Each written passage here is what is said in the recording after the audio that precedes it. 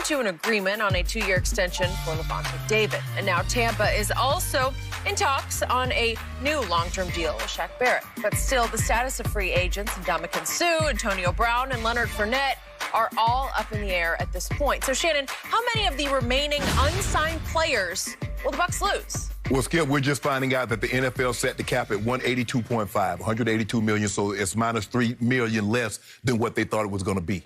So with that being said, the Buccaneers are now $3 million over the cap. That's without signing Shaq Barrett, Ndamukong Suh, Antonio Brown, Rob Gronkowski. Now, Gronk and Antonio Brown, Skip, I believe they'll sign for less money. Suh is going to take a premium. He played for $8 million last year. It's hard for me to see a scenario in which he wants to take less than $8 million, considering, Skip, Suh had a sack and a half in the Super Bowl. He did an unbelievable job. I mean, he had him on my podcast, and everybody was just like blown away, just like how reserved he's not this monster that he appears to be on the field. But I've had him on TV shows, and he's alter ego. Yeah, don't let that fool you, though, because once he get on the field and put the helmet and shoulder pads on, Skip, he's a different player. Skip, let me get Shaq Barrett. Okay, D-Law is the 5th highest paid defensive player at $21 million a year. He got 65 guaranteed. Joey Bosa is 27, 102. Myles Garrett, 25, 100. Then you got Khalil Mack, Aaron Donald, and DeForest Buckner. The only one of these guys, none of these guys were totally free when they got this kind of money, with the exception of D-Law. None of these guys had ever gone to a Super Bowl, with the exception of Aaron Donald. Shaq Barrett not only went, his team won, and he was one of the main reasons why. So it's going to be hard for me to see a scenario, Skip, when he looks at these numbers, and I'm sure his agent is telling him, you see these numbers that they got, and these guys, Joey Bosa, had 2 years left on his deal. Myles Garrett had 2 years left. Now, Khalil Mack was franchise tagged. So it's going to be Skip, it's going to be hard. Because if I'm looking at this correctly, Skip, D-Law is $21 million, $65 million guaranteed. Shaq Barrett, do you think Shaq Barrett is comparable to D-Law? Now, I think Aaron Donald's in the class by himself. Joey Bosa, Myles Garrett, they've been numerous Pro Bowls. So it's going to be interesting to see what he's willing to accept. Now, he might be willing to give them a discount, Skip, but how much of a haircut? You know, they say, wait, hey, y'all go to my barber, Joe. How you doing, Joe? He say, light skin, what you want me to do? I say, take some of the weight out of it. Take some of the weight out, Skip. Don't give me no bald fade. I need you to knock a little weight out the top for me. So that's the question that Shaq Barrett is going to have to, come to grips with. How much am I willing to, considering that I'm in Tampa, there's a no-tax state, what am I, now, D-Law, can he get D-Law money? I believe, now, if he can get D-Law money and stay in Tampa, Skip, I would stay. But if somebody gonna give me upwards of 24, 25, 26 million, and I'm gonna be 100 million guaranteed, Skip, I got to go, Skip. I mean, I would do everything I possibly could to stay, because I believe I'm in a very good situation. For at least 2 more years, I believe Tom Brady could probably play at this level with the right protection for another 2 years.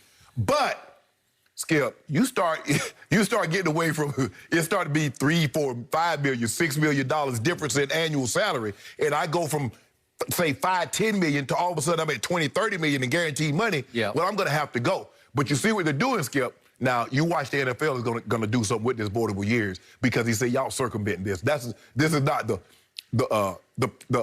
spirit. That's what the NFL like to use, Skip. The spirit of the law. Remember with Coach Belichick, he lined ineligible receivers up in an eligible position, and the competition committee said, you violating the spirit of what the rule was intended for. You watch. The NFL is going to come in and say, you guys are violating the spirit of the law with these boardable years and circumventing the cap. But I don't know, Skip. It's going to be very hard for them to bring Shaq back, because I'm thinking Shaq Barrett is looking at something 5 years, 125 million, 150 million, 160 million, with maybe 100 million guaranteed. So it's going to be hard, considering the cap dropped and they still have a few guys they need to sign. So, first of all, by the way, quick aside, I forgot about this.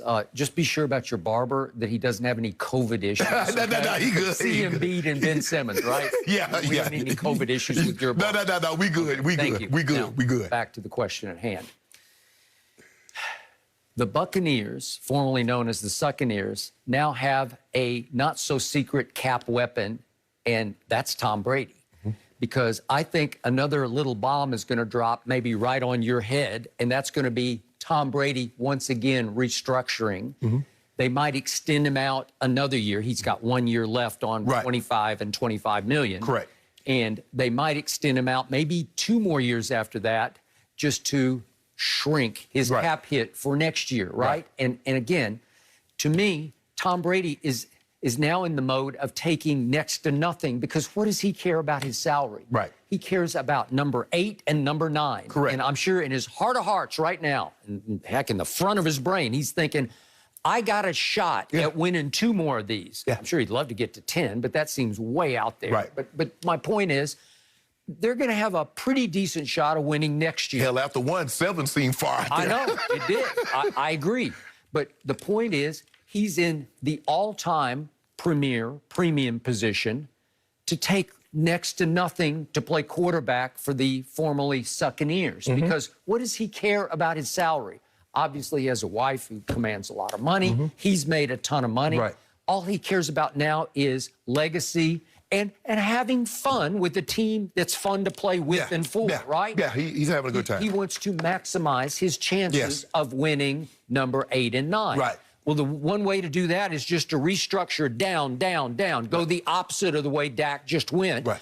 Just make it where all of a sudden they have some loopholes that Shannon says, you got to shut that loophole down because that's not fair. Well, you could do, I mean, I'm sure Tom, they were like, okay, Tom, how about this? We'll give you 2 years plus 2 voidable years. We'll give you that. We can, you know. So who cares? Because, Skip, if they can win another Super Bowl, who cares if they got $20 million when Tom Brady walks away in dead money? Okay, I got it. Now, let's look hard at Shaq Barrett. Love it.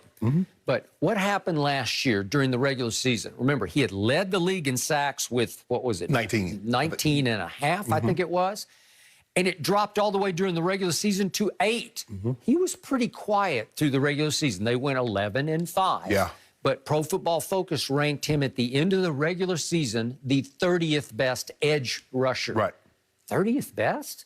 Wow. And I saw an ESPN second-level stat that said he was very disappointing given his opportunities, because with a pass rusher, you have to consider from down to down, what is your opportunity to get the passer? Is it a screen pass? Is it a swing pass? Did you have a chance? Did you have enough time to get there? Were you double teamed on that play, or were you singled? Because he was singled a lot. It was going to be interesting to see what did Pro Football grade him at in the playoffs. Okay, well, the first 2 playoff games, he was very quiet. Remember, at Washington, at New Orleans, I don't remember Shaq Barrett playing. But do I remember him at Lambeau? Yes. Do I remember him against Mahomes? Yes. Exactly. And what was happening to both those offensive lines? There was no Bakhtiari, and then there was about half the or 2/3 of the line was gone for the Chiefs. They were really strapped to protect Mahomes, and he feasted. And you look at these numbers, my God, he had 3 sacks at Green Bay and 1 against the Chiefs. He had 5 tackles and 2 tackles for loss at Green Bay, 4 quarterback hits. I mean, these are monster stats where he had a tackle for loss in the Super Bowl and 4 more quarterback hits on Mahomes. Right. Those are money-making stats. Exactly. Yeah.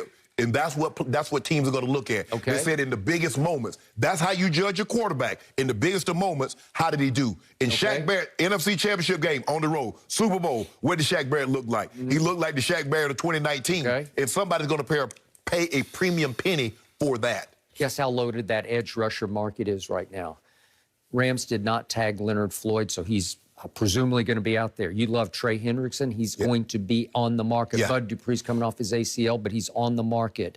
Hassan Reddick, who had just an explosive year last year for Arizona, on the market. And that Romeo Okwara in Detroit, who's kind of under the radar, but very good, is on the market. Well, you throw Shaq into that batch, and all of a sudden, I don't know if he commands quite the attention that you think he should. Well, the question is, if he leaves, is Leonard Floyd in play? Because they play similar position. Because what Shaq can do, Shaq can play with his hand in the dirt, and he can stand up. Because, Skip, you know, in Denver, they based out of a 3-4. So he spent a lot of time with his hand up, and when they went to the 4th down, he put his hand in the dirt. But Shaq can drop in coverage, Skip. I think a lot of the reason why his sacks went down also is Shaq was dropping in coverage. And so, you know, that hurts. He's just not glow. He's not like a Khalil Mack. Khalil Mack might drop, you know, once, twice a game. But Shaq Barrett will spend a lot of time in coverage, or buzz the flat, or buzz the hook. So he did a lot of that. But that being said, the question is, and you named some great guys. Hendrickson, I thought he played well until he got the neck injury. Reddick, half of his sacks came in one game. So I'm going to be concerned with that, Skip, because the Giants, he had 5, if I'm not mistaken, 5.5, maybe 6 in that one of his 10.5. So that's going to concern me. But you said it is a heavy market. The question is, over what you've seen, the body of work, who do you trust more? Because remember, Skip, Leonard Floyd, they let him go in Chicago. They did. Okay, I got it. Now let's look at the rest of the Bucs roster. I don't know about Sue. He could be the odd man out. I still believe, because there were reports that Shaq Barrett and company are in earnest talks with the Bucs. Yes. I still believe that they have targeted him to keep him. Tag Chris Godwin, keep Shaq at all costs. Whatever it costs, figure that one out. Right. Thank you, Tom. Help us out, Tom Brady, there. Okay. We'll go 5 years with 3 boardable. Okay, so Sue, you're right. He's had some mercenary in him. He won yet another. That's 2 rings for him. So he might just say, pay me. No, he lost with the Rams.